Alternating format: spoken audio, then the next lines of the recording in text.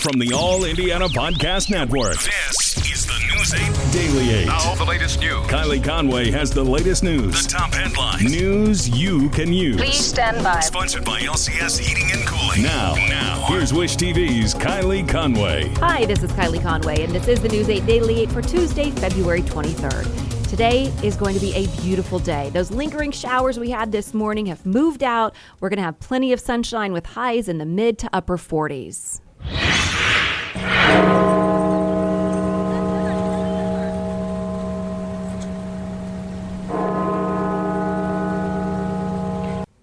Bells at the National Cathedral ring to remember more than 500,000 Americans lost to COVID-19.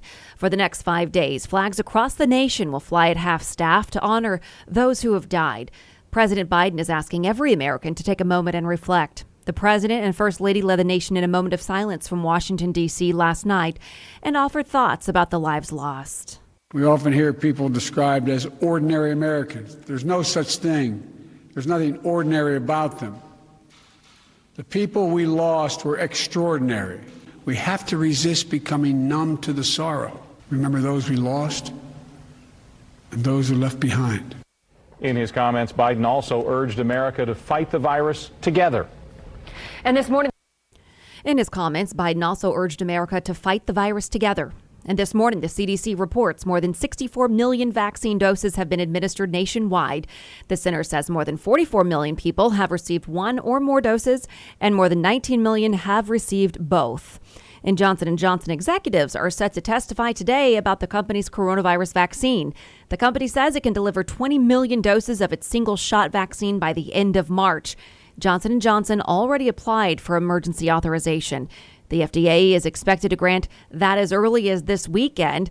A panel is meeting later this week to discuss the vaccine's effectiveness and safety. And new this morning, Indiana did open up vaccine eligibility to anyone 60 years old and up.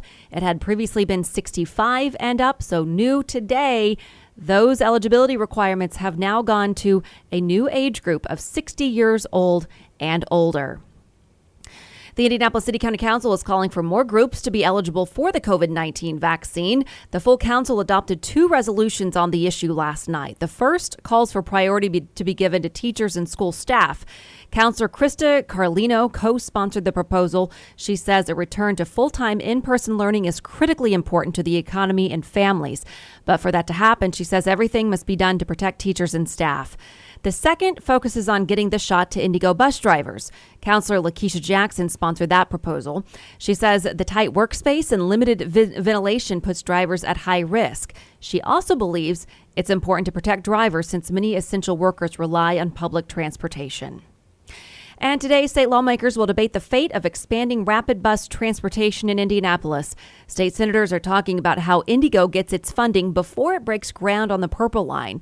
Under state law, the organization must get 10% of its operating expenses for expanded projects from places other than taxes and fares.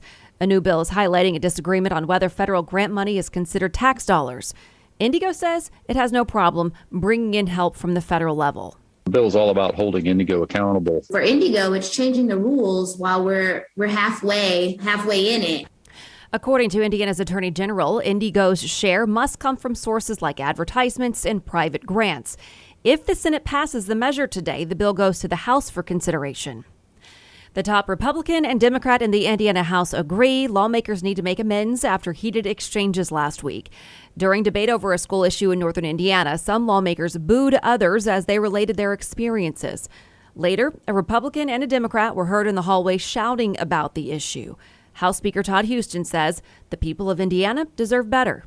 I was personally embarrassed by those events, and I'm committed today to increase focus on maintaining decorum, civility, and professionalism in this institution that this body deserves and the people we serve deserve. The top Democrat in the House, Phil Giaquinta, says he and Houston talked and agree about the need for better decorum and respect. And this morning, we're also talking about federal guidance about standardized testing. Students across the state are either testing now or getting ready for it. The state says assessment tests will happen this spring in an extended window of time. But the Indiana Department of Education makes it clear their goal is for these tests to only be used as a source of information on how kids are doing. Schools will not be held accountable for the results. The U.S. Department of Education is urging states to do the same thing, asking educators to extend the testing window, even move the assessments to the summer or fall, give the test remotely when possible, and shorten the assessments to prioritize in-person learning. They're also allowing states to request a waiver to allow for flexibility when it comes to the required 95% test participation rate. Here in Indiana, the Department of Education tells us that they've requested a federal waiver for calculating accountability determinations and is working with state lawmakers to ensure schools are held harmless for test results. The state also says it recognizes the pandemic's impact on all of our students, but especially low-income and minority children. They want these tests to be a snapshot of our kids' progress and a reality check on the impact COVID is having on education, but don't want students to face any consequences for these results. The House Budget Committee is moving President Biden's COVID relief package forward to a floor vote. The committee voted 19-6 to advance the $1.9 trillion package Monday afternoon. The president wants to send $1,400 stimulus checks to most Americans. His plan would also increase the child tax credit, boost funding for state and local governments, schools, and vaccine distribution. A vote on the House floor could come as early as this week. Meijer is launching a series of vaccine clinics in Indiana. The company plans to administer up to 17,000 doses by the end of this week at 64 clinics. That's on top of the almost 6,000 shots already given in 9 different counties. People who are eligible for the shot can pre-register through the company's website. The Biden administration is changing the Paycheck Protection programs specifically to help small businesses and minority-owned firms. Starting tomorrow, businesses with fewer than 20 employees will have an exclusive 2-week period to apply for funding. American small businesses are hurting badly, and they need help now.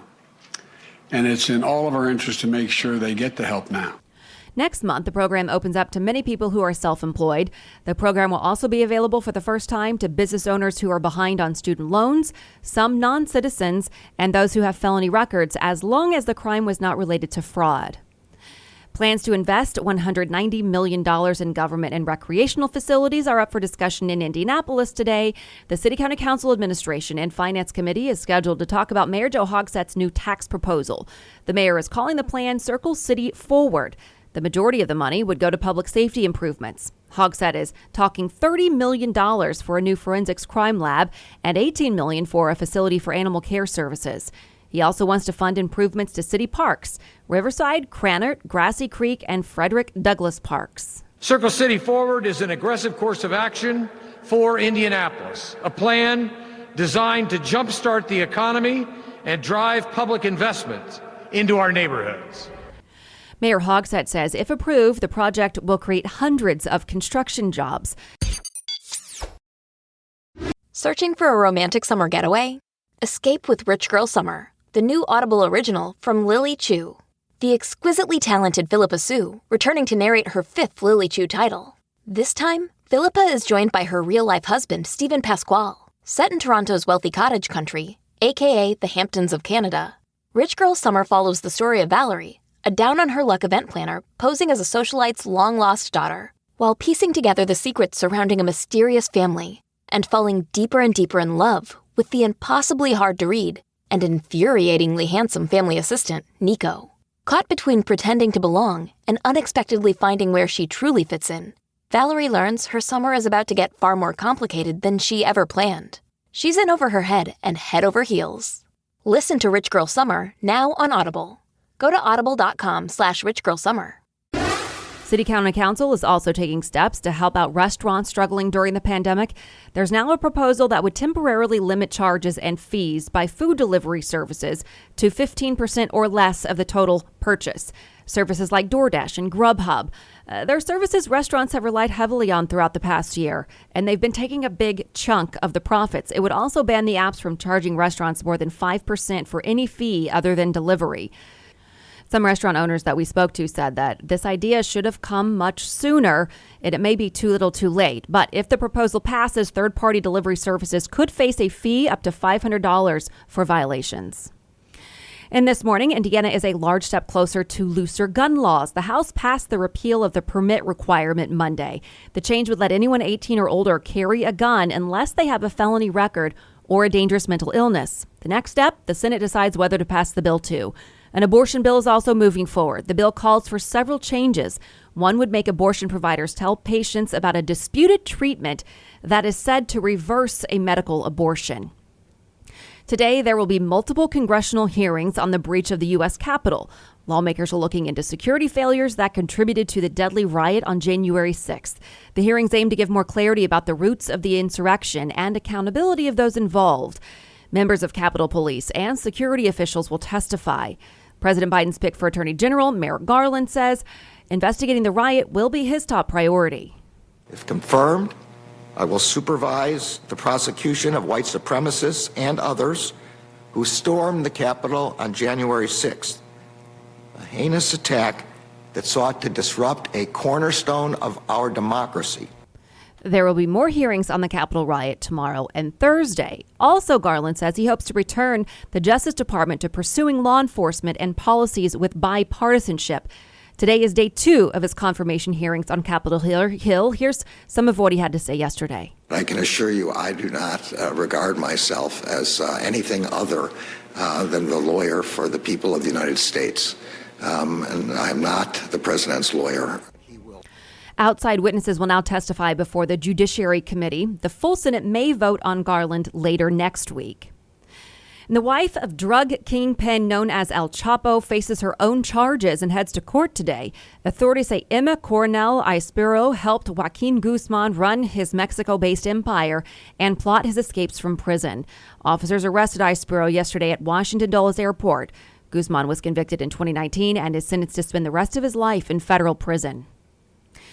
And today is the unveiling of a site to connect travelers through Indy with some local Black history. A towering legacy mural of Madam C.J. Walker will be unveiled at the Indianapolis International Airport this afternoon.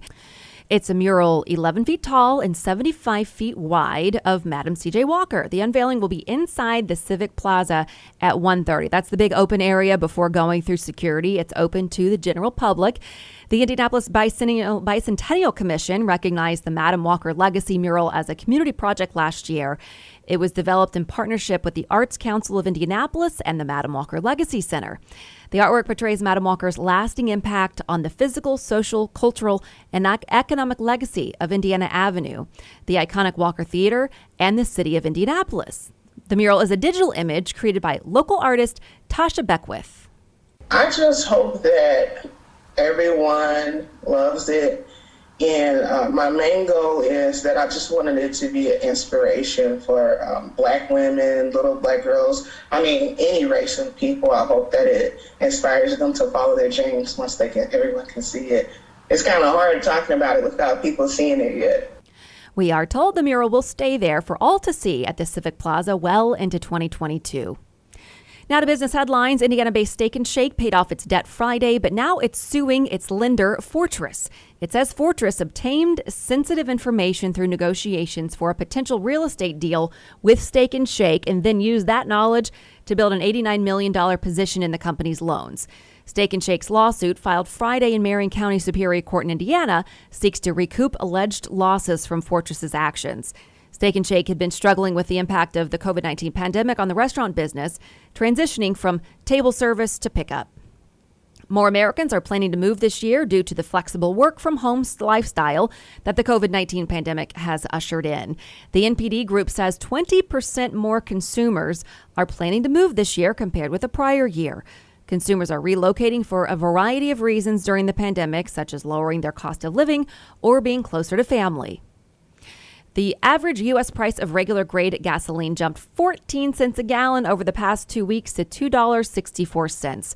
According to AAA, the country is seeing some of the most expensive prices in more than a year. AAA says with the forced shutdown of the Gulf Coast and some Midwest refineries due to the last week's winter weather, gas stocks and prices have skyrocketed. AAA says in central Indiana, the current price is $2.62 a gallon. A month ago, it was $2.31.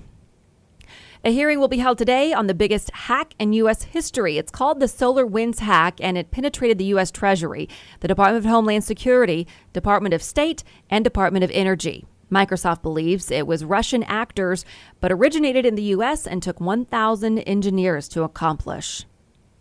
Fast food diners can't get enough chicken, apparently. Taco Bell is introducing a chicken sandwich taco. It will launch in Tennessee and North Carolina in March ahead of a nationwide rollout. Shake Shack is launching a chicken sandwich as well in Houston in March, and the dish is part of a series of collaborations between Shake Shack and local chefs. And now to sports. An Indiana college basketball player is getting national attention and a Player of the Week award for an incredible buzzer beater. Indiana Tech's Grant Smith hit a winning three-point shot over the weekend, the full-court pass, and shot got the Warriors the W. Smith's teammates went crazy celebrating the win. Indiana Tech tweeted the video out. It got ESPN's attention, and the play then made the top spot on SportsCenter's top 10 plays for the weekend. If you haven't seen it, please go look up the video. We have it on wishtv.com. You can also find it on Twitter and all kinds of places, but it is some great video right there. Pacer center Miles Turner is giving back to his home state of Texas. He's donating more than $75,000 after an unexpected Twitter exchange.